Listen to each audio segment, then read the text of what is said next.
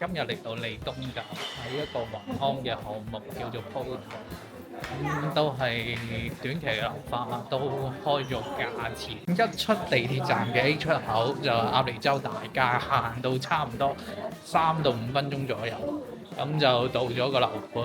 現時個樓盤就有示範單位啦，現樓就今日會特別開放俾人去就上去睇一睇。都係要戴頭盔，然後就行上去。咁如果你話去到2萬，會揀黃竹坑站多少少多過利東站，但係利東站呢邊就投資幾 OK，住起嚟嘅環境就有少少似港島嘅離島區，人口嘅密度唔夠高，然後佢有個鴨脷洲嘅海濱啦，咁嗰邊就比較休閒多少少，中意食海鮮出海都 OK。然後利東去中上環嗰邊都方便。呢邊就鴨脷洲大街，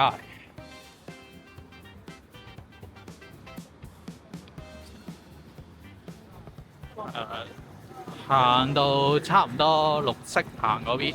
鴨脷洲大街都係叫食街，食嘢就好方便嘅，有個街市啦，大型嘅商場可以去黃竹坑嗰邊啦。一般嘅衣食住行都滿足到嘅，香港始終都係一個比較方便啲嘅地方。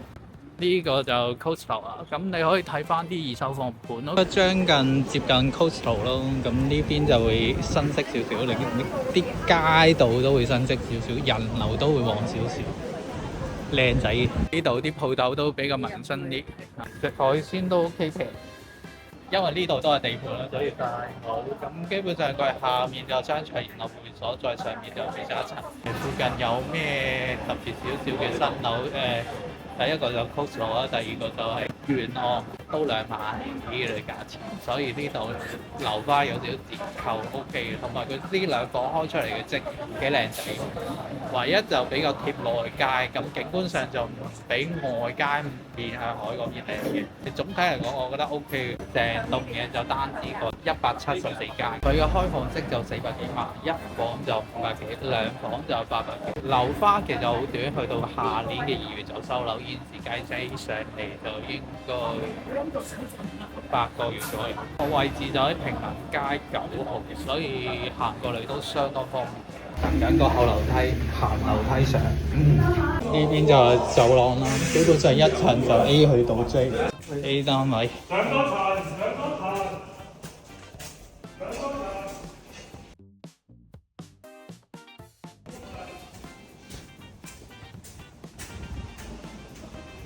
呢度望到個海嘅，然後就3合1啦，整體唔差嘅，樓底正常嘅，然後呢個就雪櫃位啦，咁一個開放式廚房，呢邊就係浴室，